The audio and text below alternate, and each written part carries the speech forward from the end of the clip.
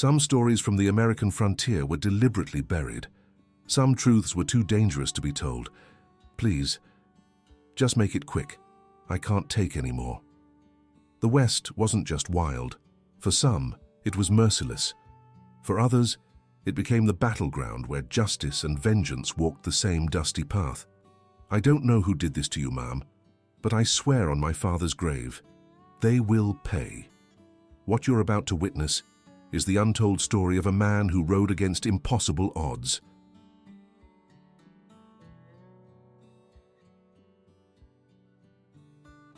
A freedman who understood that sometimes true courage means standing alone against a storm of hatred. Stay with me until the very end, because this tale of retribution will change how you see American history forever. The truth has been waiting 150 years to be told. If this is your first time here, welcome to the Black Rancher channel, where we uncover the erased chapters of our shared past.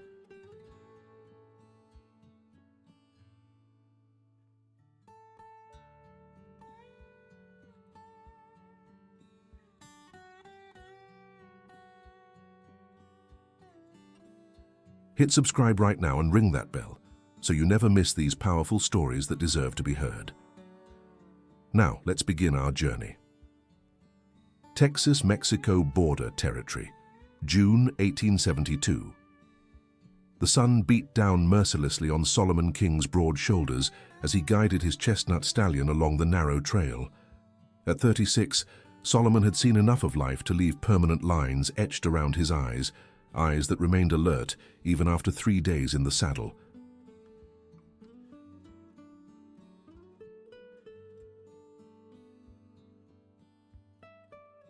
The war had been over for 7 years, but freedom had brought its own battles. He'd built a modest ranch in the Colorado Territory, only to have it burned to the ground. He'd tried settling in Kansas until night riders made it clear his success wouldn't be tolerated. Now, with little more than his horse, his Winchester, and the skills honed from a lifetime of hard work, he was heading to the borderlands where, he'd heard, a man might be judged by his character rather than his color.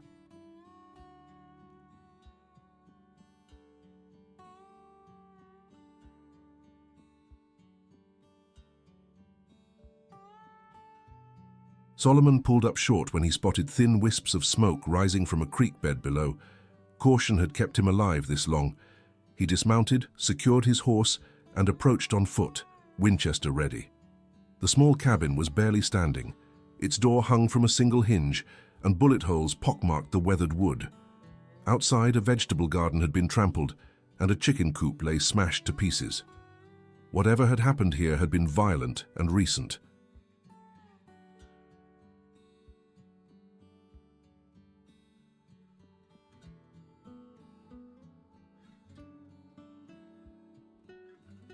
"Hello?" Solomon called out, keeping his rifle raised. "Anyone there?"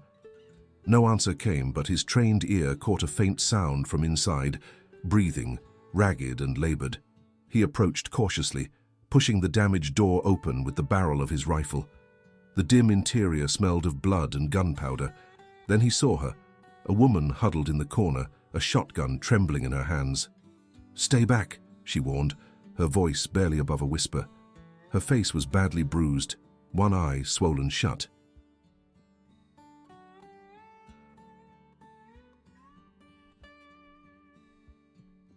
Solomon slowly lowered his weapon. "I mean no harm, ma'am. Looks like you've had trouble." She laughed bitterly, the sound catching in her throat. "You could say that." The shotgun wavered, too heavy for her injured arms. "If you're with them, just make it quick. I can't take any more." "I'm not with anyone," Solomon said quietly. "Name's Solomon King. I was just passing through when I saw the smoke."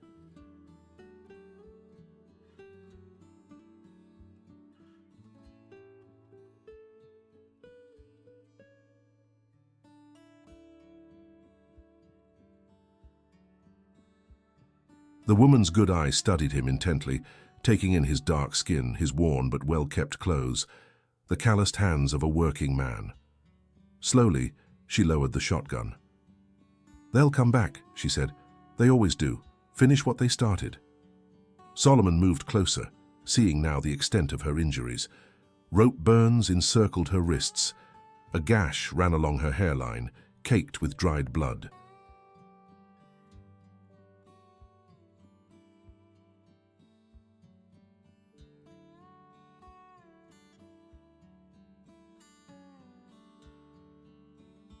But it was the marks on her exposed shoulder, deliberate, cruel, inflicted to maximize pain, that made his blood run cold. "Who did this to you, ma'am?" he asked, his voice tight with controlled fury. "Does it matter?" She closed her eyes. "They call themselves the border regulators, claim they're keeping order, protecting decent folks." Another bitter laugh. "My husband built this place from nothing."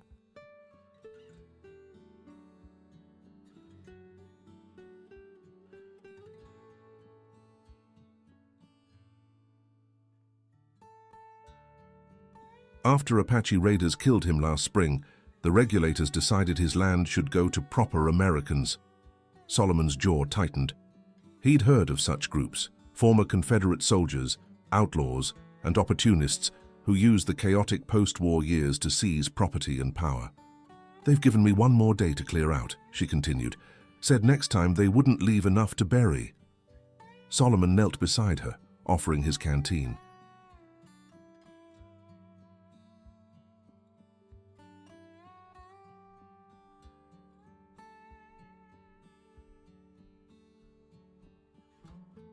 As she drank, he saw the wedding band still on her finger, the small locket around her neck.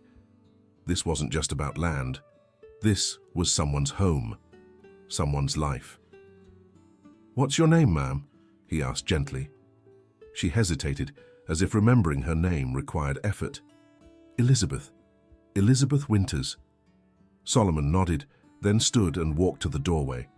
The sun was beginning to set, painting the western sky in fierce oranges and reds. He'd seen injustice before.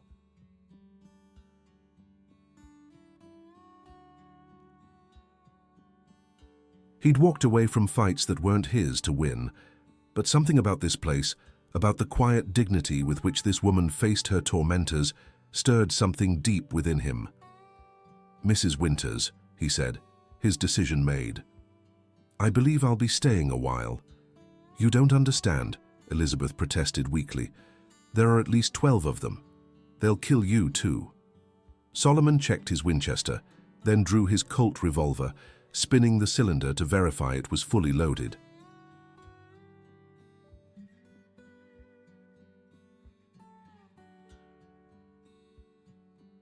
His voice when he spoke was calm but carried an unmistakable promise. "I don't know who these men are, ma'am, but I swear on my father's grave, they will pay for this." By nightfall, Solomon had reinforced the cabin's defenses as best he could. He'd barricaded the broken windows, set tripwires around the perimeter, and positioned both himself and Elizabeth where they could cover the approaches.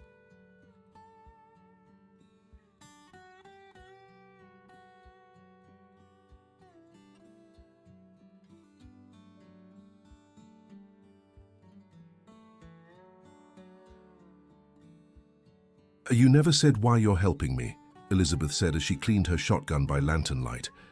The hours of rest and water had restored some of her strength, though pain still lined her face. Solomon paused before answering. "After the war, I rode with a man named Bass Reeves for a time. He taught me something I never forgot. A man who stands by while evil is done shares in the guilt of it." "Never heard of him," Elizabeth said. "Most haven't."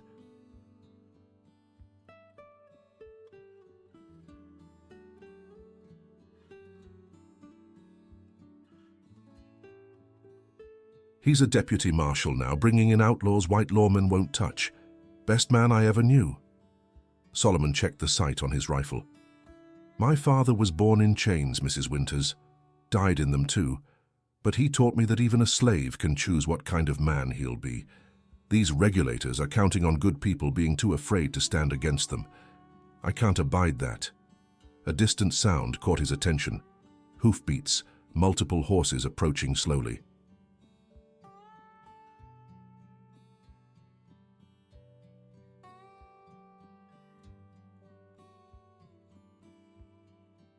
They're early, Elizabeth whispered, fear and determination warring in her voice. Solomon moved to the window. In the moonlight he could make out riders, at least 8 of them, approaching in a loose formation. A 9th man led a riderless horse. "They brought me a mount," Elizabeth said bitterly. "So generous of them." Solomon's hand tightened on his rifle. "Stay low. Let me do the talking." The riders stopped about 50 yards from the cabin. One man moved forward, a lantern held high. "Mrs.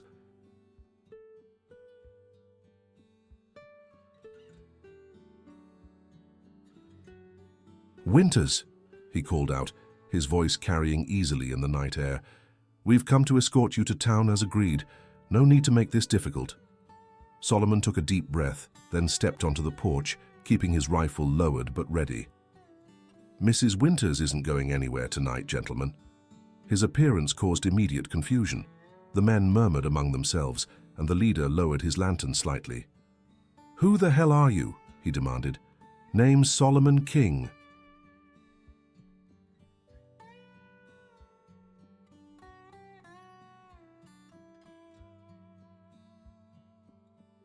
"I'm a friend of the family."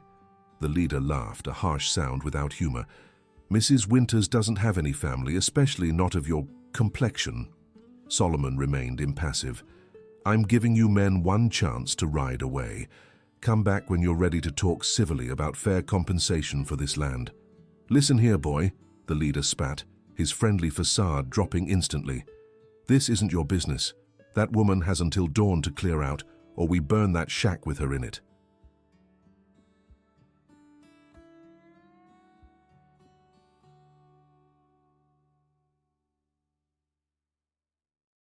Solomon raised his rifle slightly. "Then I suggest you all get comfortable.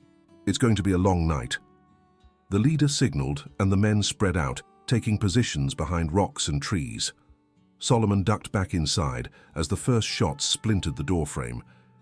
8 riders, possibly more hanging back, he told Elizabeth as he took position at a window. "They'll try to wait us out, then rush us before dawn." Elizabeth's hands trembled slightly as she gripped her shotgun.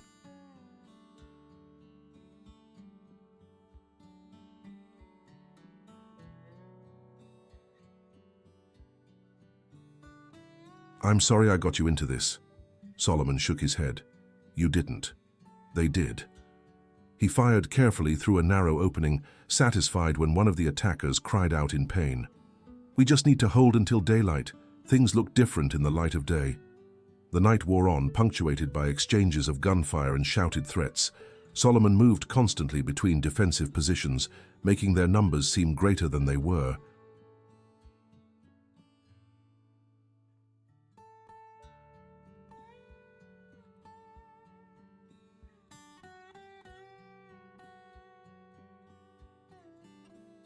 Elizabeth proved herself a capable shot despite her injuries, twice driving back men who tried to approach from the creek side. As the eastern sky began to lighten, Solomon noticed a change in the attackers' pattern. They were grouping together, preparing for a final rush. "They're coming," he warned Elizabeth. "Stay down." The leader's voice rang out. "This is your last chance. Surrender the woman now." Solomon responded with a carefully aimed shot that knocked the man's hat from his head.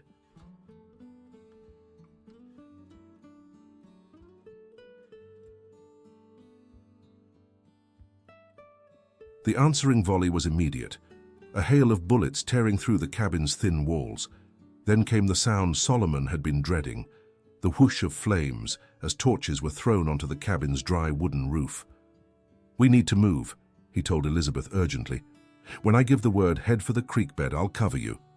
Elizabeth's face was grim but determined. "Together or not at all?" Solomon nodded, respecting her courage. "On my mark."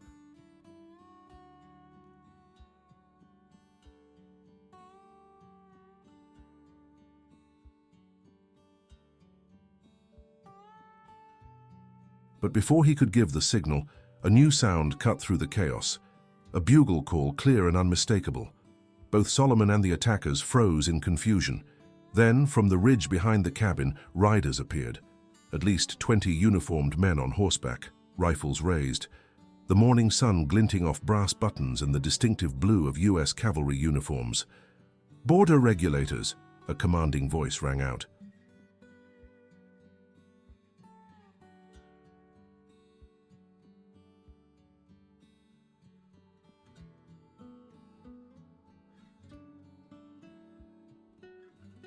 "This is Captain James Williams, United States Army.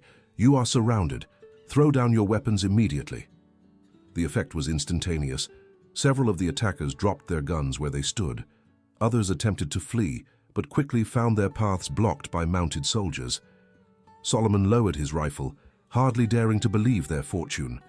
Elizabeth sagged against him, exhaustion and relief overwhelming her. "How?" she whispered. Solomon shook his head, equally bewildered.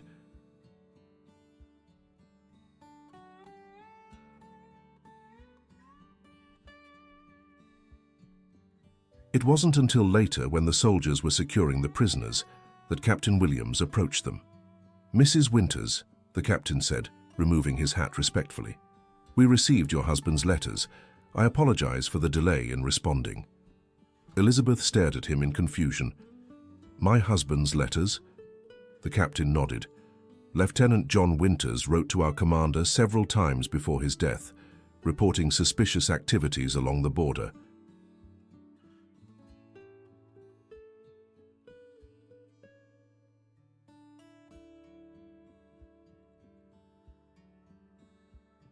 When we learned of his passing, we began investigating. We've been tracking these men for months. Deserters, criminals, land thieves operating across 3 territories. He turned to Solomon, extending his hand. "And you, sir, must be the friend Mrs. Winters mentioned in her message." Solomon shook the offered hand, noting the unusual respect in the officer's manner. "Message?" Elizabeth's eyes widened in sudden understanding. "The stagecoach driver, 2 weeks ago."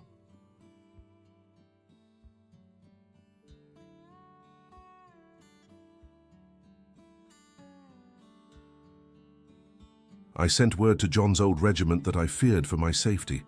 She looked at Solomon with wonder. "I never expected them to actually come." Captain Williams smiled grimly. "Lieutenant Winters saved my life at Gettysburg, ma'am. We take care of our own." He surveyed the damaged cabin. "Now, let's see about getting this place secured. These men will face military justice for their crimes."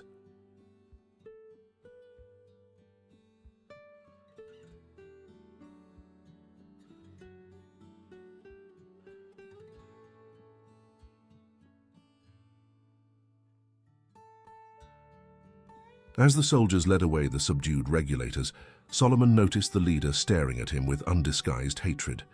The man spat on the ground. "This ain't over," he growled. "Your kind will never belong here." Solomon met his gaze steadily. "Maybe not, but we're not leaving either. If you're enjoying this story, make sure to hit that like button and subscribe to the Black Rancher channel.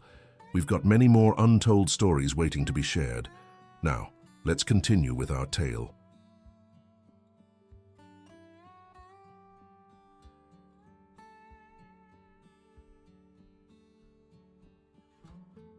The army established a temporary camp near the cabin, providing security while Elizabeth recovered from her injuries. Solomon found himself in an unexpected position, neither fully accepted among the soldiers nor willing to leave until he was certain Elizabeth would be safe. Captain Williams proved to be a fair-minded man, treating Solomon with professional courtesy that surprised the other soldiers.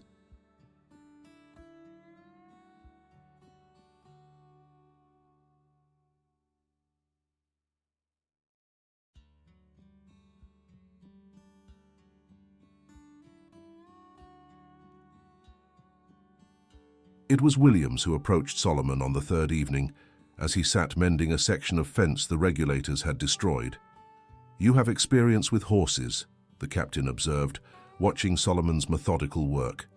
Solomon nodded. "Raised them since I was a boy.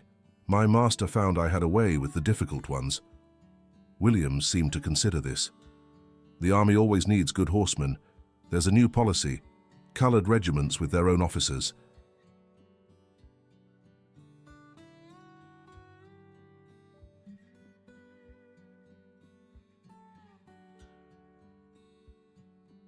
I've heard of the Buffalo Soldiers, Solomon replied. Fighting Apaches and Comanche while white folks call them savages. Not much appealing in that. The captain didn't argue. What will you do now, Mr. King? Solomon drove another post into the ground before answering. Hadn't thought that far ahead, got nowhere particular to be. Mrs. Winters needs help, Williams said carefully.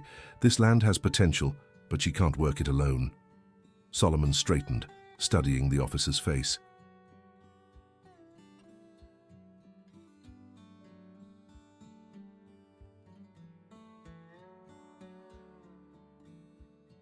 Are you suggesting I stay on as a hired hand? I'm not suggesting anything, Williams replied evenly, just making an observation. Later that night, Solomon brought firewood to the cabin. Elizabeth sat at her small table, poring over papers by lamplight. Captain Williams says the army will provide protection for another week, Solomon told her. Then they move on to Fort Davis. Elizabeth nodded absently, then looked up with sudden decision. I've been reviewing John's papers.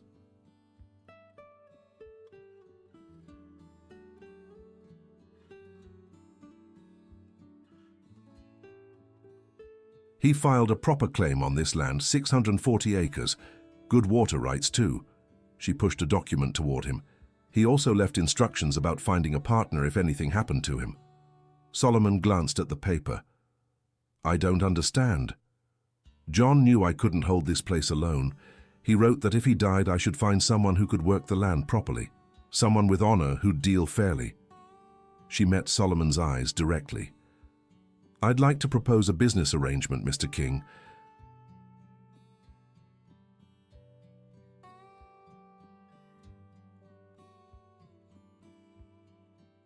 Equal partnership.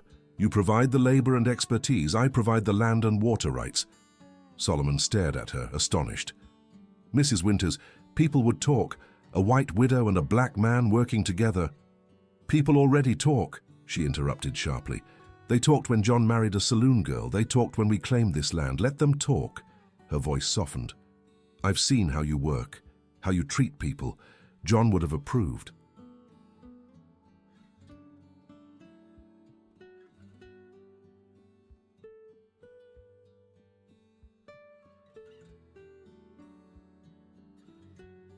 Solomon moved to the cabin's single window, looking out at the land, rugged but promising with good grassland and the reliable creek. He'd never owned anything in his life. Never expected to. Why not sell and move somewhere safer? He asked finally. Elizabeth's face hardened. Because this is mine. Because John died for it. Because running means they win. She stood, wincing slightly from her healing wounds. I don't care what color you are, Mr. King.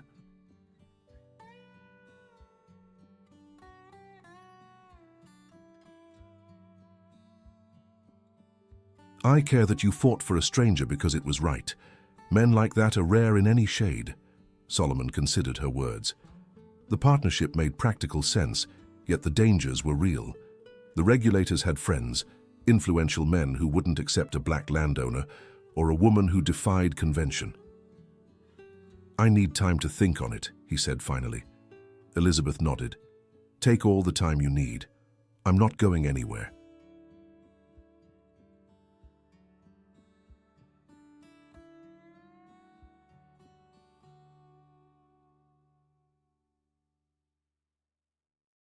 The next morning, Solomon rode out with 2 soldiers to inspect the property's boundaries.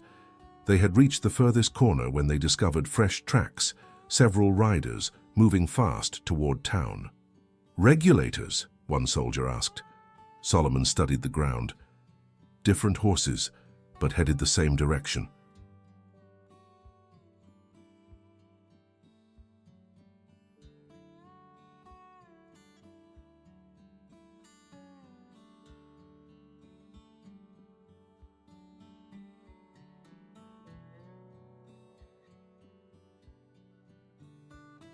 They altered course, following the tracks to a small rise overlooking the town of Borderland, little more than a main street with a saloon, general store, and assorted smaller buildings. From their vantage point, they could see a gathering outside the saloon, at least 20 men armed and mounted. We should report this to the captain, one soldier suggested nervously. Solomon nodded in agreement, but before they could turn back, the sound of a woman's scream reached them.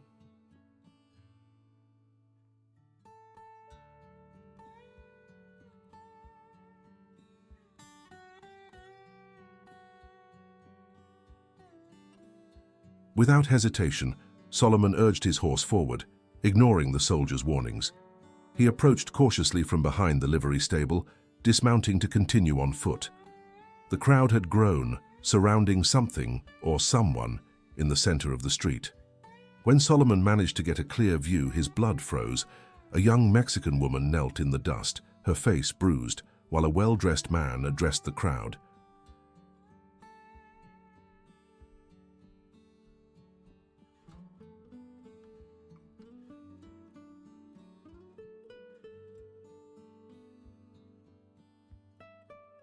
"This is what happens when we allow these people to cross our borders," the man shouted. "They bring crime, disease, and worse. The army won't protect you, but we will." With horror, Solomon recognized several of the border regulators among the crowd, men who should have been in army custody. How they had escaped he couldn't imagine, but their presence confirmed his worst fears. This wasn't just about Elizabeth's land, it was about control of the entire region.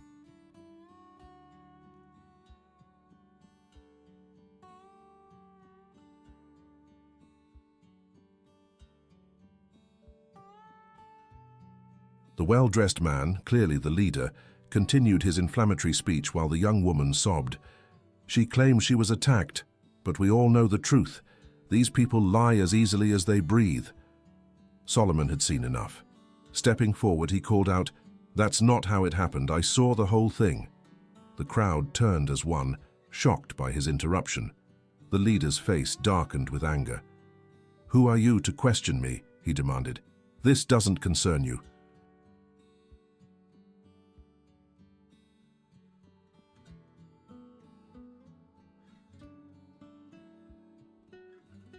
"When you publicly accuse an innocent person, it concerns anyone with a conscience," Solomon replied steadily. He moved to the young woman's side, helping her to her feet. "This woman works at the Jensen Ranch. She was delivering eggs to the general store when 3 men dragged her behind the saloon." Murmurs ran through the crowd. The leader forced a laugh. "And you expect us to take the word of a—" "I saw it too," came a new voice.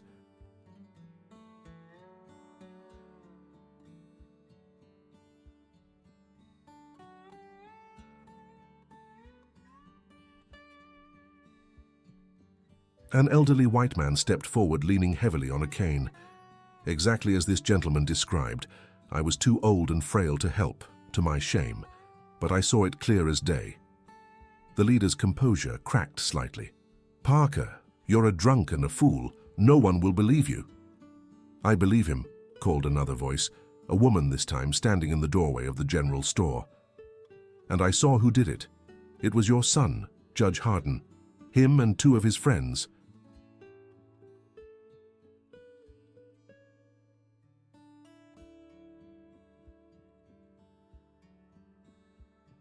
The crowd's mood shifted perceptibly.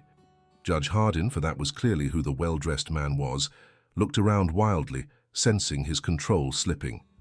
"This is absurd. You would take their word against mine? I've protected this town for years." "You've terrorized it," Solomon corrected quietly, "using fear to take what isn't yours. That stops today."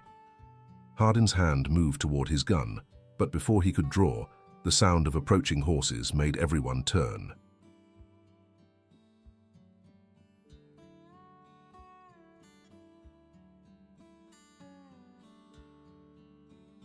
Captain Williams and his men rode into town, rifles ready. "Judge Hardin," the captain called out, "you're wanted for conspiracy, aiding the escape of federal prisoners, and numerous other charges to be determined." Hardin's face contorted with rage. "This is my town. You have no authority here." "Actually, I do," Williams replied calmly. "By order of the governor and the War Department." He produced a document.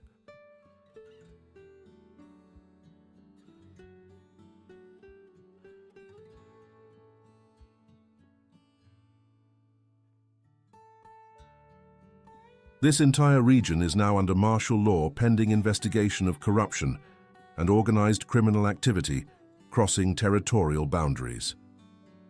As the soldiers moved to arrest Hardin and his associates, Solomon helped the young Mexican woman toward the doctor's office. She gripped his arm with surprising strength. "Gracias," she whispered.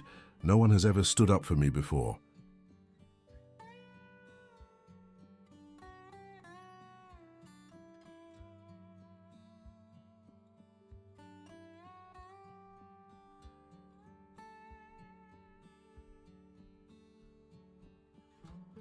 Solomon thought of Elizabeth, of her determination to hold on to what was rightfully hers despite overwhelming odds. "Sometimes," he said gently, "all it takes is one person willing to speak the truth." Later, as Solomon prepared to ride back to Elizabeth's cabin, Captain Williams approached him again. "That was a brave thing you did," the officer said. "Also foolhardy. Hardin has powerful friends, even if we've temporarily neutralized his local influence." Solomon mounted his horse.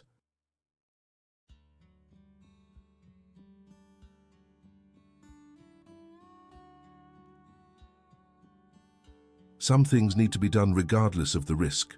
Williams nodded thoughtfully. "You know, the army isn't the only option for a man of your capabilities. The governor is establishing a special ranger unit, men who can operate across territorial lines dealing with threats like the regulators."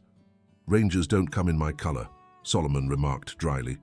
"Times are changing," Williams countered. "Slowly, perhaps, but changing nonetheless. Think about it.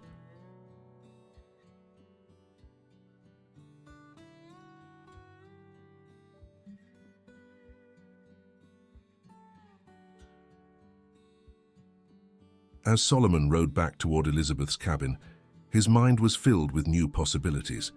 For the first time in years, he allowed himself to imagine a future, one where he might build something lasting, something of his own. Over the next 3 weeks, Solomon and Elizabeth fell into an efficient partnership. He repaired fences, cleared fields, and began breaking ground for expanded crops. She kept meticulous records, negotiated with suppliers, and tended to her healing injuries.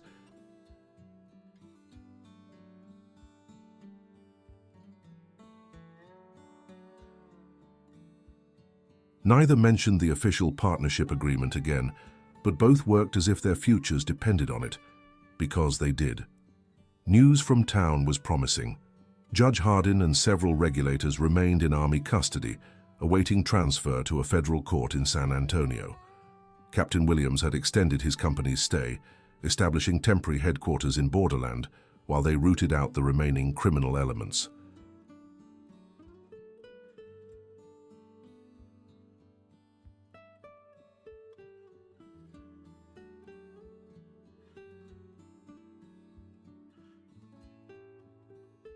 It was Elizabeth who first noticed the rider approaching one afternoon, a young Mexican boy on a lathered horse, pushing the animal hard.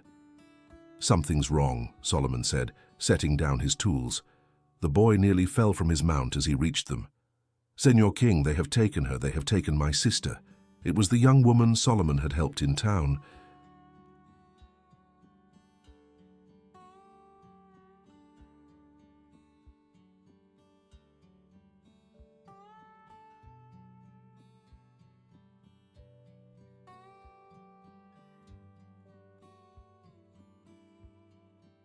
According to her brother, armed men had raided their small family farm at dawn, taking the girl and warning that anyone who followed would be killed. "They left this," the boy said, handing Solomon a crumpled note. The message was simple. "The nigger and the woman for the Mexican girl. Midnight. Copper Canyon." Elizabeth read the note over Solomon's shoulder, her face paling. "It's a trap." "Of course it is," Solomon agreed grimly.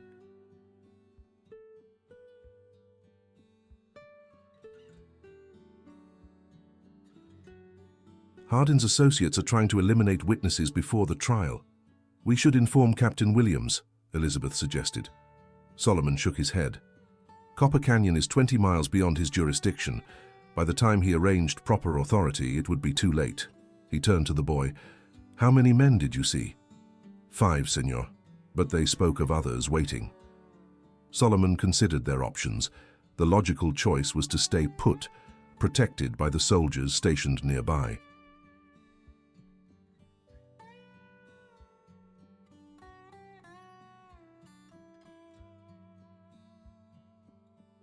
The girl's life was a tragic price, but rushing into an obvious trap would only result in more deaths. Yet logic warred with conscience. He thought of the girl's face, her gratitude when he had stood up for her. He thought of his father, who had died in chains rather than betray fellow slaves who had attempted escape. "I have to go," he said finally. Elizabeth studied his face. "I know." She disappeared into the cabin, returning moments later with a rifle and her husband's cavalry saber.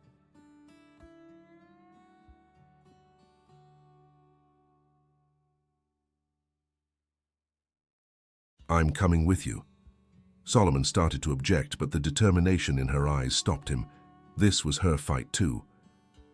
"We leave in an hour," he said instead, "and we're not going alone." Their first stop was the Jensen Ranch, where the Mexican girl had worked. Mr. Jensen, a weathered Norwegian immigrant, listened to their story in silence. "Those bastards came after my land last year," he said when they finished. "I've been waiting for a chance to return the favor."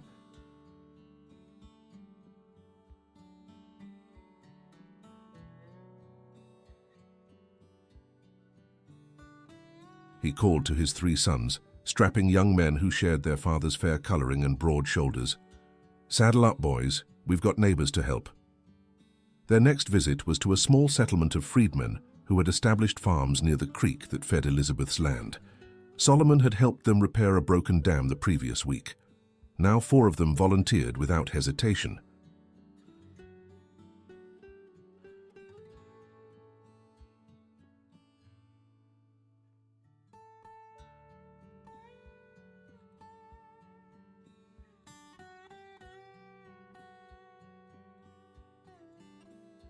By sunset, they had assembled a group of 12, an unlikely alliance of whites, blacks, and Mexicans, united by their common enemy.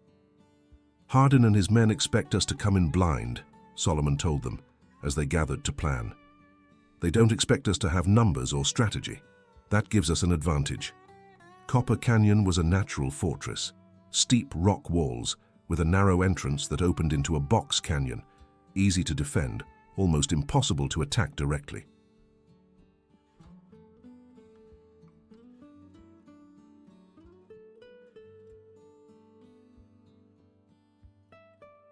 "We won't go in through the front door," Solomon explained, sketching a rough map in the dirt. "Jensen, you and your boys create a distraction at the entrance. Make enough noise to draw their attention. The rest of us will scale the back wall here. It's steep, but there's a game trail my father showed me years ago." "What about the girl?" Elizabeth asked. "They'll kill her at the first sign of trouble." Solomon nodded grimly. "That's why you and I will surrender ourselves as demanded."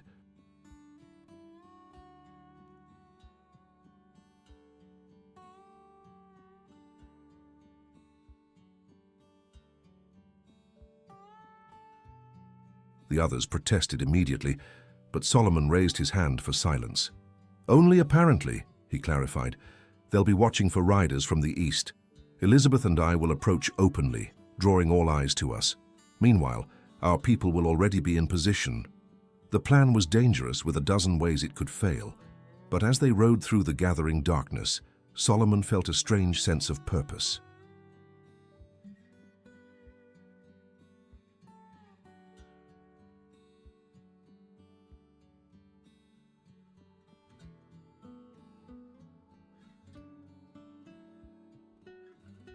This wasn't just about saving one girl. It was about drawing a line, declaring that some injustices would no longer be tolerated. They reached the vicinity of Copper Canyon an hour before midnight. Jensen and his sons continued toward the main entrance, while Solomon led the others on the grueling climb up the back wall. Elizabeth insisted on joining this group, despite Solomon's concerns. "I've been climbing these hills since John and I settled here," she said firmly. "I won't be left behind."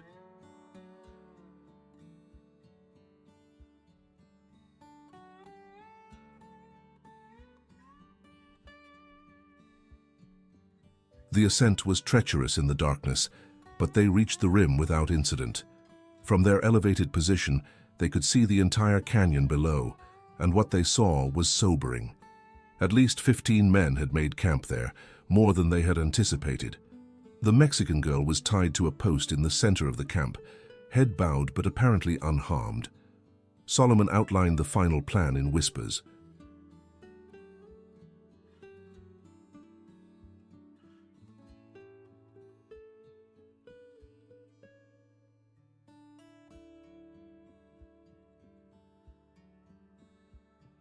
The freedmen would create chaos from the rim using rifles and dynamite stolen from a mining camp. Jensen's group would charge the entrance when the explosions began.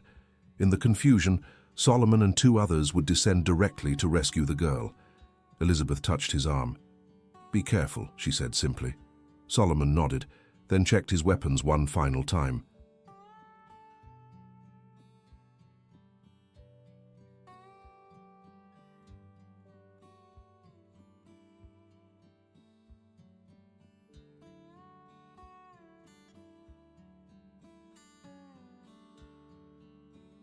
As he prepared to descend, one of the freedmen, an older man named Moses, who had fought with the Union Army, pressed something into his hand. "Carried this through the war," Moses said. "Never failed me." It was a small Bible, worn from years of handling. Solomon tucked it into his shirt pocket with a nod of thanks. At precisely midnight, Solomon and Elizabeth rode openly toward the canyon entrance. They could see guards watching their approach, rifles ready. "Remember," Solomon murmured.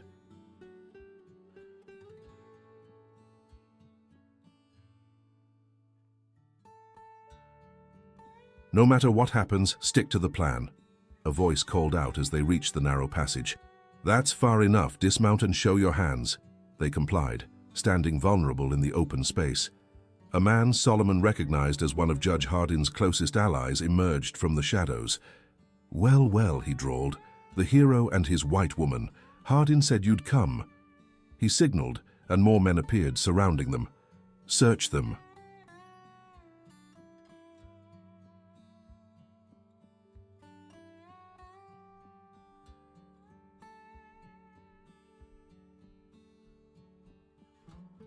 Rough hands patted them down, taking their visible weapons. One man's hands lingered too long on Elizabeth. She met his leering gaze with such cold contempt that he stepped back. "Where's the girl?" Solomon demanded. The leader chuckled. "Oh, she's here. Whether she leaves alive depends on how cooperative you two are." He gestured for them to move forward into the canyon. "Judge Hardin wants a word before we conclude our business." They were marched into the center of the camp.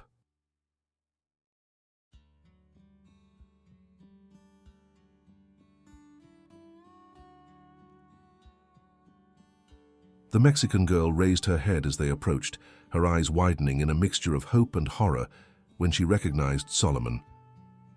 "I told you not to come," she whispered in Spanish. "I keep my promises," Solomon replied in the same language. Further conversation was cut short by the arrival of Judge Hardin himself. He looked different from the commanding figure Solomon had seen in town, disheveled, unshaven, his eyes burning with a fanatic light. "The hero arrives," Hardin announced mockingly.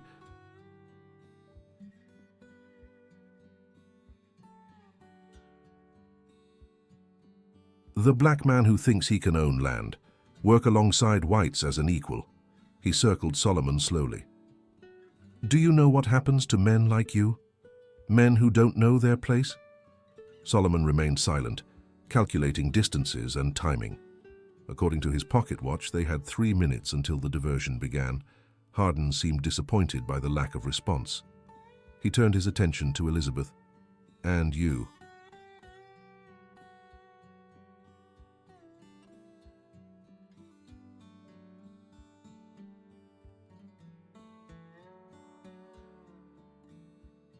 "A respectable widow taking up with a—" "Finish that sentence," Elizabeth interrupted icily, "and it will be the last thing you ever say." Hardin's face flushed with anger. "Defiant to the end. Your husband was the same way. Did you know he begged before they killed him? Offered everything he had?" Solomon felt Elizabeth stiffen beside him, but was impressed when she didn't take the bait. She understood what was happening. Hardin was trying to provoke them, to justify whatever he had planned.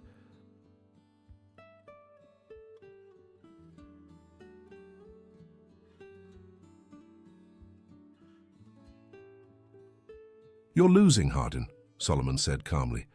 "The army knows about your operation. The governor has authorized special rangers to cross territorial lines to hunt down men like you. This changes nothing." Doubt flickered briefly across Hardin's face before his arrogance reasserted itself. "By the time they find your bodies, I'll be in Mexico, with new identities, new opportunities." 1 minute remaining. Solomon needed to keep him talking.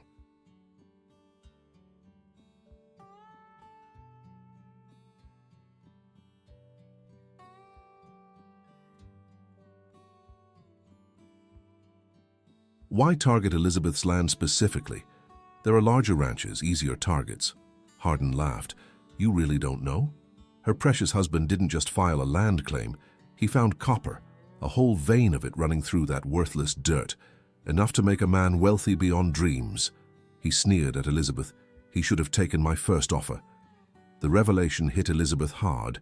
She swayed slightly before regaining her composure. John never mentioned copper. Of course not.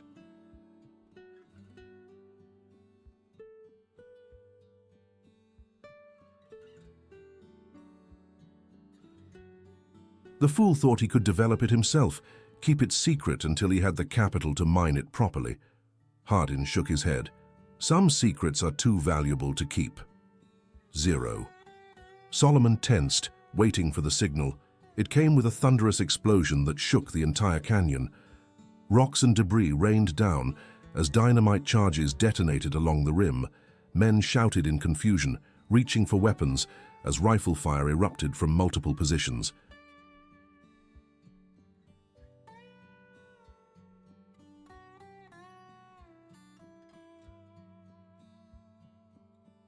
Solomon moved instantly, driving his shoulder into the nearest guard, while simultaneously drawing a small derringer he'd kept hidden in his boot. Elizabeth had already knocked her guard down and was racing toward the Mexican girl. Hardin stood frozen for a crucial moment, his carefully orchestrated plan collapsing around him. Then he ran for the horses, self-preservation overriding all else. Solomon freed the Mexican girl as Elizabeth provided cover fire with a captured rifle.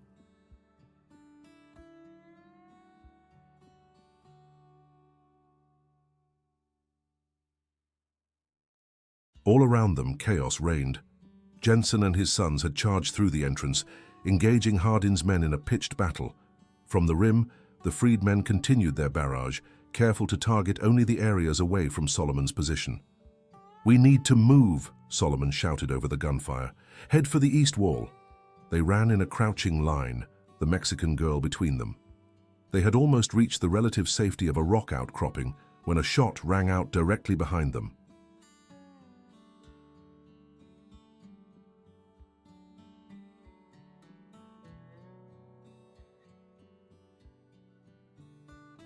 The girl stumbled with a cry of pain. Solomon turned to see Hardin himself, mounted now, his smoking pistol aimed for a second shot. Without hesitation, Solomon pushed the women down and charged, firing his derringer as he ran. The small gun's range was limited, but it was enough to spoil Hardin's aim. His second shot went wild. Hardin spurred his horse, trying to trample Solomon, but years of working with unpredictable animals had honed Solomon's reflexes.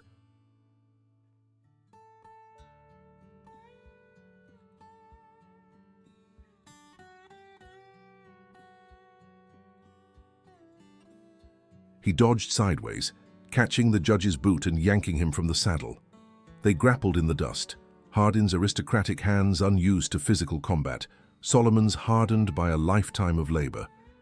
It should have been no contest, but desperation gave Hardin strength. He managed to pull a knife, slashing wildly. Solomon felt the blade slice across his ribs, but kept his grip on Hardin's wrist. With a sharp twist, he forced the judge to drop the knife.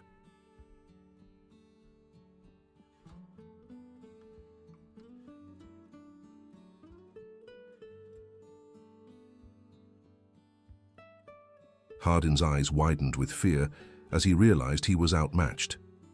"Mercy," he gasped. "Please." Solomon hesitated, his hand drawn back for a finishing blow. In that moment, Elizabeth's voice cut through the chaos. "Solomon, we need you." The Mexican girl's wound was serious, a bullet through her upper thigh bleeding heavily. Elizabeth was pressing a makeshift bandage against it, but the cloth was already soaked through. Solomon looked back at Hardin, then made his decision.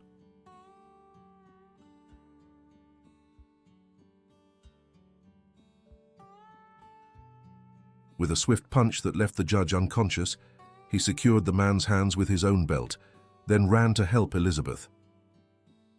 "We need to get her out of here now," Solomon said, examining the wound quickly. "The bullet went clean through, but she's losing too much blood." Around them the battle was turning. Jensen and his sons had cleared the canyon entrance, while the freedmen continued their covering fire from above.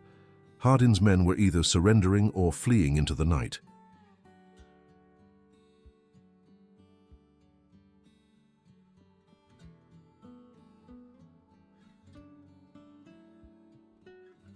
Solomon tore strips from his shirt to create a proper tourniquet.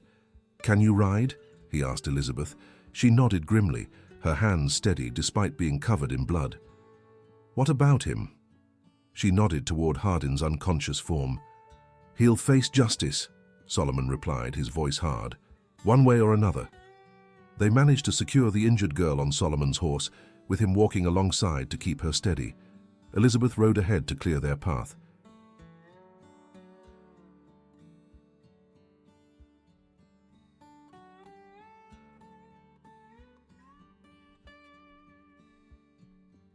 By dawn, they had reached Elizabeth's cabin, where Captain Williams and his men waited anxiously.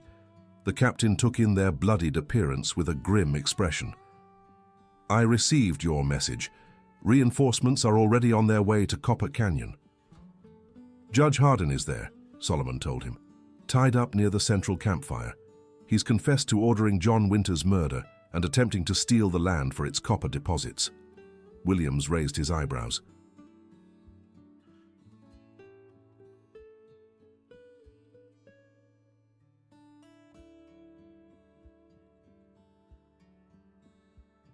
"Copper. Apparently my husband discovered it but kept it secret," Elizabeth explained, her voice tight with emotion. "That's why they wanted our land so badly." The girl was taken inside to be treated by the army surgeon, while Solomon finally allowed his own wound to be examined. The knife slash across his ribs was painful, but not life-threatening. "You took an extraordinary risk," Williams commented, as the doctor stitched Solomon's side. "Going against those odds."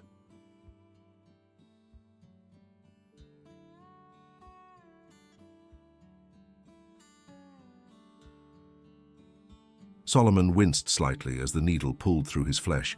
Some things are worth the risk.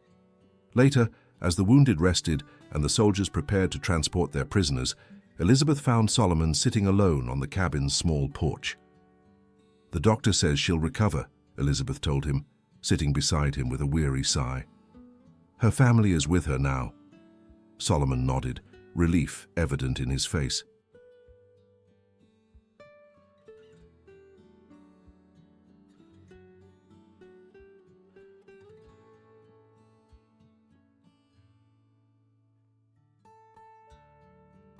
They sat in companionable silence for a moment, watching as the eastern sky lightened with approaching day. "I've been thinking about your offer," Solomon said finally. "The partnership." Elizabeth turned to look at him. "And? If there really is copper on this land, you could sell it for a fortune. Start fresh somewhere else, somewhere safer." She considered this, then shook her head slowly. "This land is more than just minerals in the ground.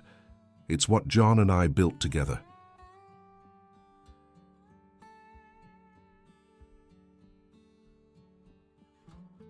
"It's a future," she paused.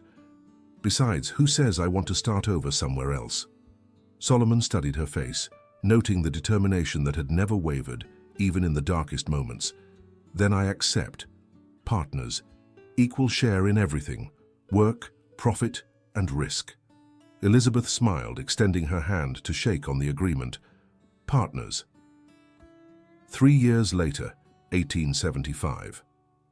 The sign at the entrance to the property read, Winter King Ranch, in bold, freshly painted letters.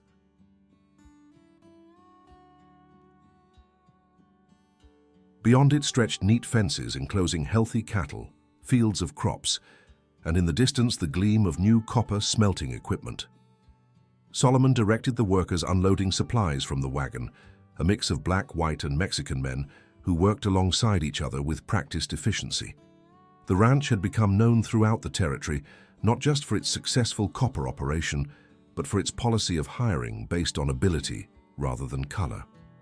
Mr.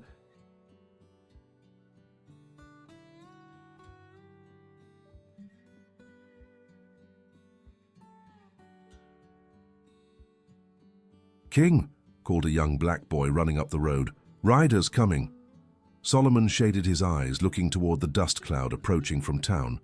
Go tell Mrs. Winters, he instructed the boy. By the time the riders reached the main house, Elizabeth was standing beside Solomon on the porch. She had changed over the 3 years. Her face still bore faint scars from her ordeal, but her eyes showed a confidence that came from surviving the worst and building something better.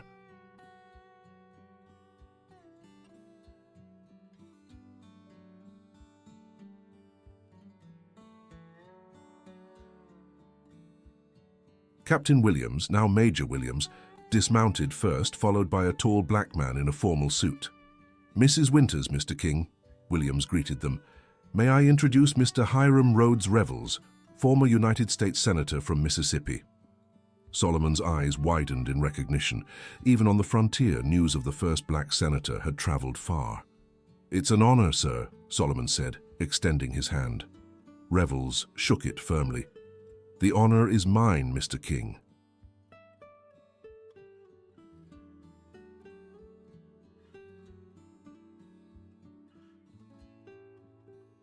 Your reputation has spread considerably. A successful businessman, community leader, and now, I understand, a deputy ranger. Solomon touched the star pinned to his vest with modest pride. After the confrontation with Hardin, Governor Davis had made good on Williams' suggestion, establishing a special unit authorized to operate across territorial boundaries. Solomon had been among the first recruits, a controversial decision that had required the governor's personal intervention.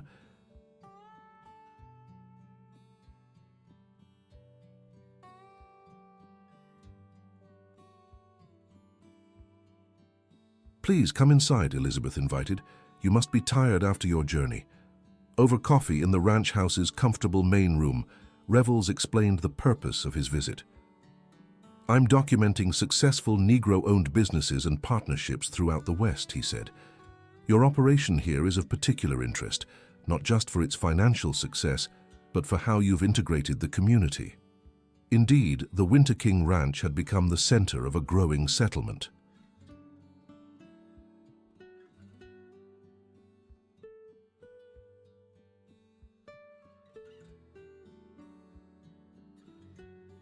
Former soldiers, freedmen, Mexican families, and even a few Chinese workers had built homes on parcels sold by Solomon and Elizabeth at fair prices. A small school served children of all backgrounds, taught by a young woman from Boston who had answered their advertisement. We've had our challenges, Elizabeth acknowledged. Not everyone approves of our arrangement. There had been incidents over the years, threatening letters, occasional night riders, boycott attempts by certain businesses.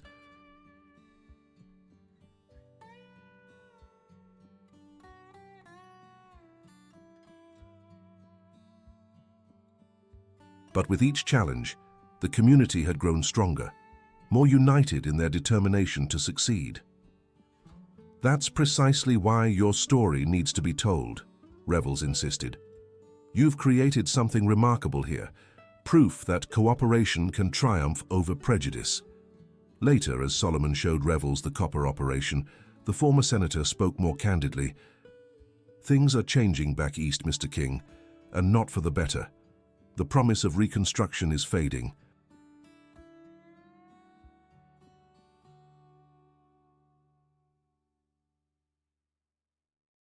Many of the rights we fought for are being systematically dismantled. Solomon had heard rumors of such developments, but had been too focused on building his own future to pay close attention. "What can be done?" he asked. Revels sighed heavily. "For now, we document success stories like yours. We create economic strength that can't be easily destroyed. We build communities that support each other." He paused. "And we prepare for harder times ahead."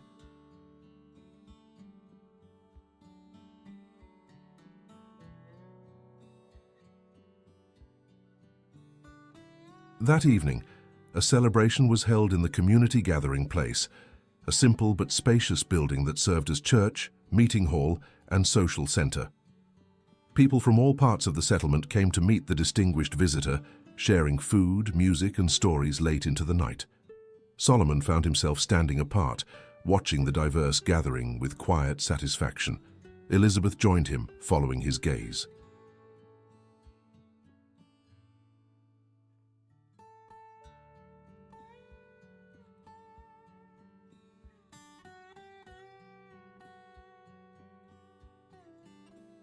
"Not bad for 3 years' work," she commented, a smile playing at her lips.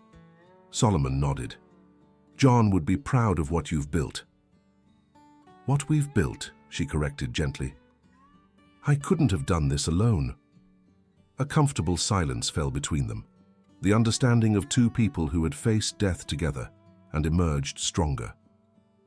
"Revels asked if we would consider expanding," Solomon said eventually, "establishing similar operations in other territories." Elizabeth raised an eyebrow.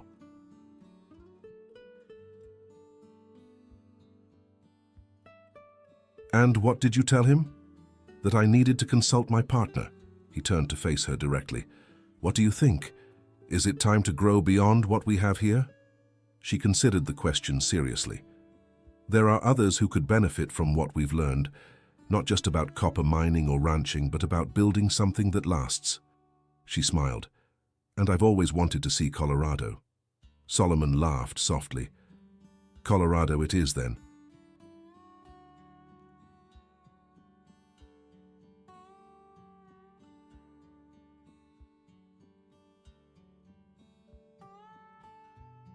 As the celebration continued around them, Solomon reflected on the journey that had brought him here. From a slave cabin to a successful ranch, from a man with nothing to his name to a respected business owner and lawman. The path had not been easy, and the future held no guarantees, but he had found something he never expected, a place where he truly belonged. In the distance, the copper smelter's fires burned bright against the night sky, a beacon of possibility in a harsh land.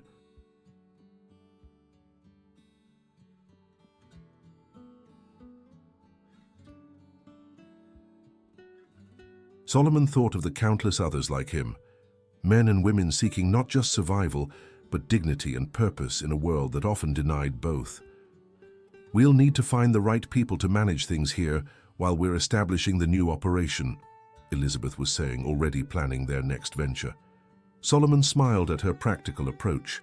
"I know just who to ask."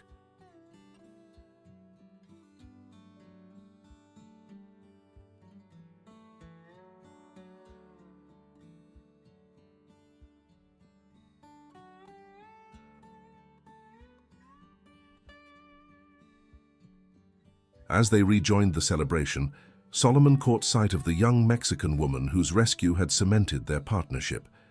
She had recovered completely from her wound and now worked as the ranch's bookkeeper, her sharp mind and attention to detail making her invaluable.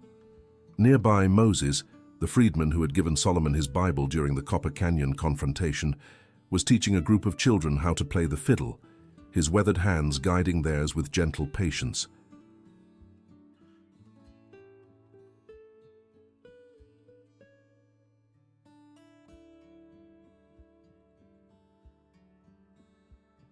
These were his people now, not bound by blood or color, but by shared purpose and mutual respect. Together, they had created something remarkable, a community where a person was judged by their character and contribution rather than their appearance. As for Judge Hardin, he had faced justice at last, His trial had revealed the extent of his criminal enterprise, leading to a 20-year sentence in a federal prison.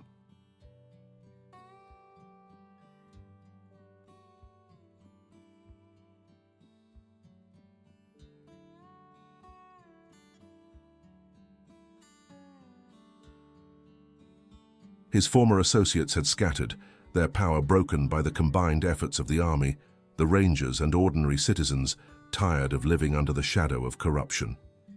"Solomon," Elizabeth said, drawing him from his thoughts. "Senator Revels would like us to share our story."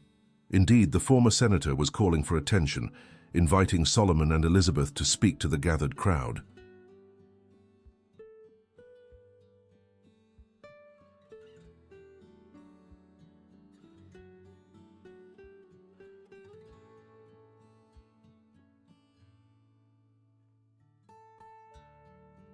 As they stepped forward together, Solomon felt a surge of pride, not just in what they had accomplished, but in what it represented. "Friends," he began, his deep voice carrying easily across the room. 3 years ago, many would have said what we've built here was impossible.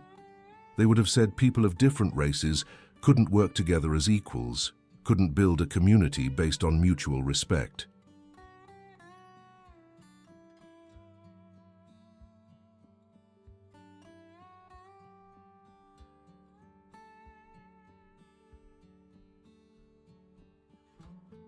He paused, looking out at the faces before him. Black, white, Mexican, Chinese, all attentive, all part of something greater than themselves. "They were wrong," he continued simply, "and every day that we work together, every time we stand for each other when trouble comes, we prove them wrong again." Elizabeth stepped forward to stand beside him. "The Winter King Ranch isn't just about copper or cattle," she added.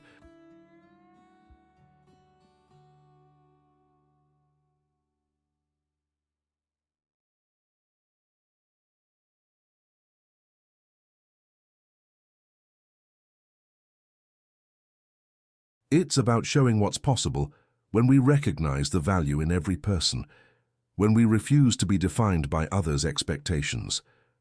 As the crowd applauded, Solomon exchanged a glance with Elizabeth, a look of shared understanding between two people who had started as unlikely allies and become something more. Not just business partners, but architects of a vision that defied the limitations of their time. Outside, the stars shone brilliantly over the land they had defended and transformed.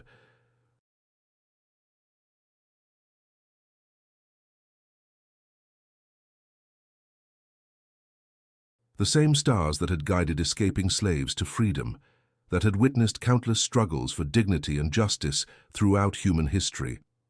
Solomon thought of the words his father had spoken to him long ago, words that had sustained him through his darkest moments. "Remember, son, they can put chains on your body, but never let them put chains on your spirit. That belongs to you alone." Standing here now, free, successful, respected, Solomon knew his father would be proud.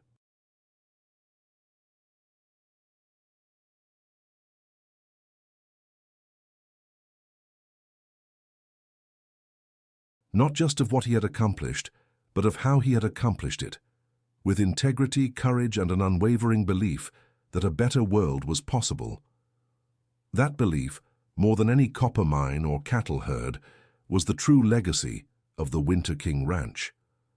A legacy that would continue to grow and spread, changing lives and communities far beyond this small corner of the American frontier. Thank you for watching this story on the Black Rancher channel.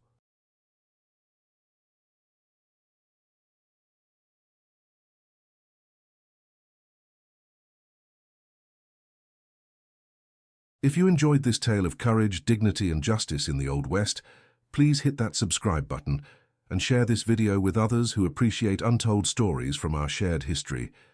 Your support helps us continue bringing these powerful narratives to light. Until next time, remember that courage isn't about never being afraid. It's about standing tall even when you are.